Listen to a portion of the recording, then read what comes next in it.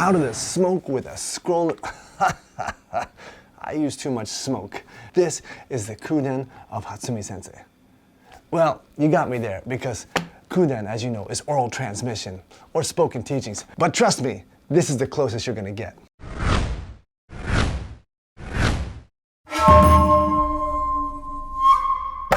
Today, we're talking about the Kuden of Hatsumi Sensei, and I'd like to talk to you about the Kuden of the word sensei. Now, we all know what the word sensei means, right? Wrong! Most people think that it's the big guy, the top dog, the chest-pounding monkey man, right? Well, you'd be surprised, but the word sensei is not written with the characters big monkey. That would be these characters here, big monkey. I know you can't read that shit. Sensei is written more like this.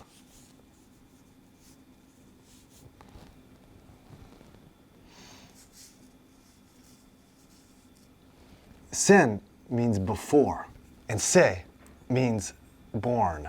Now, we all know there's a lot of different nuances in the characters, and they can mean many things, but look at that. It means born before. So sensei, the word sensei actually means born before, not big monkey, you knuckle-dragging simian friends of mine. So sensei is someone who was born before. Makes sense, they can tell you what's going on. Hey Johnny, are you still shitting your pants?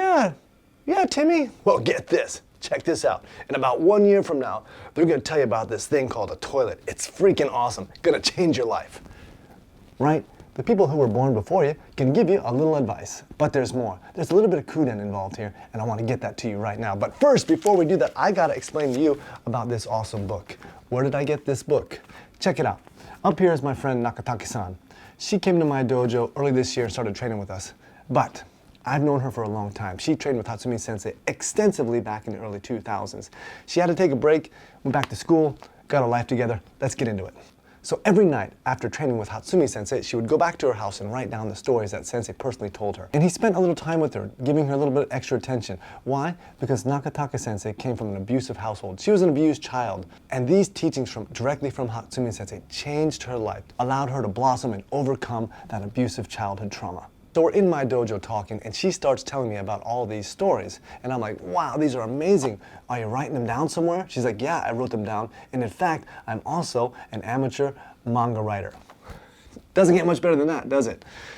And 2 weeks later, she brings me in this, the first copy. And the more we talked about her stories, the more goosebumps I got. It was so awesome. It was like having Sensei right there in the room, because she wrote these stories down pure. Now, a lot of other people, my big chest-pounding simian friends, sometimes, things get lost in translation or they get misinterpreted, right? But these stories are exactly what Sensei told her. They're amazing. So I wanted to share this with you. Now, we're going to try to get the initial version of this book out in May in Japanese. And if I can get my act together, well, we'll try to get it out later this year as well. Shout out to Bruno for this awesome Noguchi Sensei shirt. Thank you all my friends for keeping my family here closed at the Kusumian during this pandemic. We appreciate y'all. So now that y'all know a little bit about that word, sensei, let's dig deeper.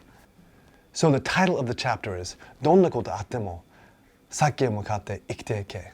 So no matter what happens, no matter what trouble you have to live now going forward with positivity into the future. Wow, great title. So the story opens up with Nakatake San, and she's here in her futon. Now, because she was an abused child, because she had this very traumatic childhood experience, her life was kind of like this. You see in this picture here, for 2 or 3 weeks, she was happy, she was okay, she felt all right. Then for about 2 or 3 weeks, she was depressed, she couldn't sleep, she couldn't eat, anxiety. And then for about 2 or 3 weeks, she was good. And this just kept going on and on, this kind of cycle. And she's always like here, oh man, I really want to die, laying in the futon, can't get up, depressed. And then she's like, but wait a minute, today is Hatsumi Sensei's Keiko. And she's like, I want to die. But anyways, it's Hatsumi Sensei's Keiko, I gotta get up, boom. And that was like me too. No matter what was happening in my life, if it was, training day, man, I got that pump of energy and I just went, and I even got more energy after I went. Training for me has always been this massive blessing that kept me going, kept me on the right track. So I totally understand what Nakatake is saying here. You see her here now, she's with Hatsumi Sensei during a break in the training, and he says, Takamatsu Sensei. Now, Takamatsu Sensei, of course, was Hatsumi Sensei's teacher. He says, Takamatsu Sensei would often write me letters and address me as Hatsumi Sensei. And now that's a bit unusual, right? Your teacher's calling you Sensei. It's a little bit unusual. So Sensei was thinking, wow, my teacher, Takamatsu Sensei, is such a big guy. He's so magnanimous. He's calling me Sensei. Maybe it's because he's giving me the schools and kind of pulling himself back from the spotlight, right? That's what he's saying here. But he says, then, one day, I realized. And she's like, what? What do you mean, one day you realized? he's like, the most important message was that, Hatsumi Sensei, now you have to go forward into the future. You have to bring this forward into the future. You have to live from now into the future. That was the main point. Now, to understand this, let me bring back the kanji here. You see this? Sensei, before, born. This before can actually mean a little bit like in the future. For example, when you say, oh, please go before me, it has that feeling that you are definitely in front. You're going farther than me, right? So we can say that here. Sen could mean like future or going out farther than you, before you. And this sei here can also mean to be born, but it can also mean life. And it can also mean live. So now you see how this ties in. That Takamatsu Sensei's message was not that you are the sensei, this big monkey, you know, respect my authority type of person, right? Now I know everyone likes to be called sensei. Even in Japan, people like, they get all puffed up like, I'm the sensei. But the meaning here, and I like to say Kuden because this is as close as you're going to get to hearing sensei speak, honestly. It means that you have to live going forward now. It means born before and live going forward. So the sensei was someone who's born before you, and you're the person now who has to carry it on into the future. So that's what we see here. Sensei saying, I understood. He wasn't calling me the head honcho. He wasn't calling me the big man. He was saying, now you have to live going forward. On the next page, we have her with this kind of shocked, astonished face. She's realizing something. She's like, wow. It's simply a message from the one that was born before to the one that has to live now going into the future. So this gives you a whole different feeling now of the word sensei, doesn't it? And it also may give you the sense of a great responsibility that being called sensei has.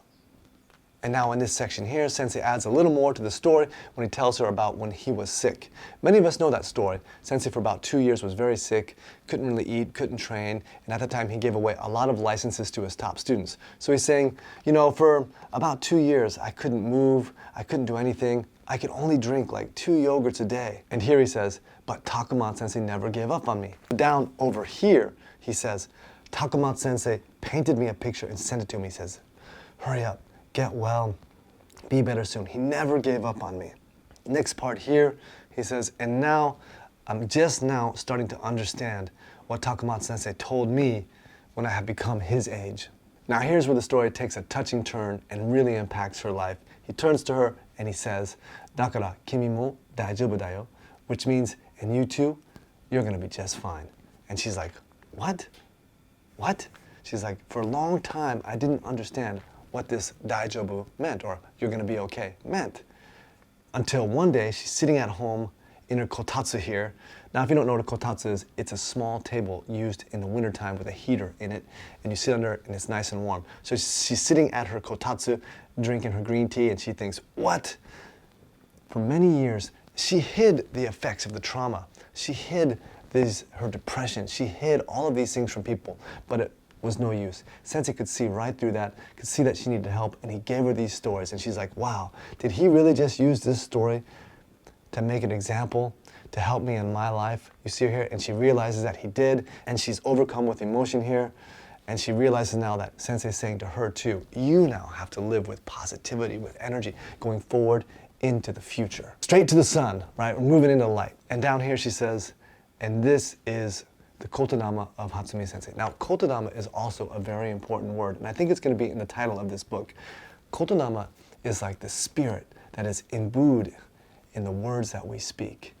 And this is very powerful, right? The words that we speak. It's almost like a magic spell, right? These words can lift people up or they can crash people down. So we got to be very careful about how we speak with people, because we can have an enormous impact on the lives of people around us. On the last page, she says it was like light piercing through the darkness of my heart. And then we have a picture of Takamatsu Sensei here with his back to us, and then her and Sensei looking at each other. And she says, it is my sincere wish that this kindness, this compassionate light that was passed on from Takamatsu Sensei to Hatsumi Sensei, that this light will continue to be passed on for generations to come. What a beautiful story that was. I hope you got something out of this manga. I think it's going to be one of the best books in the Bujinkan to come out in a long time, because it's not dealing with knowledge, it's dealing with the wisdom of the martial arts. And that's really what the training did for me, was to allow me to get a little more wisdom in my life. And we all know just because you have gray hair or no hair and a gray beard doesn't mean you've got any more wisdom in your life. But if you read this book, I'm sure you're going to be able to pull a little wisdom out of it. It's going to help your life a lot. Now, I'm so excited for what's in this book and what Nakatake San is writing that I'm going to have her here for a special Zoom call at the end of this month. And we're going to go over this book. We're going to talk about the influence Sensei had on her life. We're going to go through some of these stories. It's going to be really great, and I highly recommend that you join us for that Zoom call. So everybody, if you did like this video, if you got something out of it, if you liked it, go ahead and Bujinkan that like button, and feel free to subscribe to the channel if you like, and hit that notification bell to stay up to date on all our content. And we'll see you in the next one.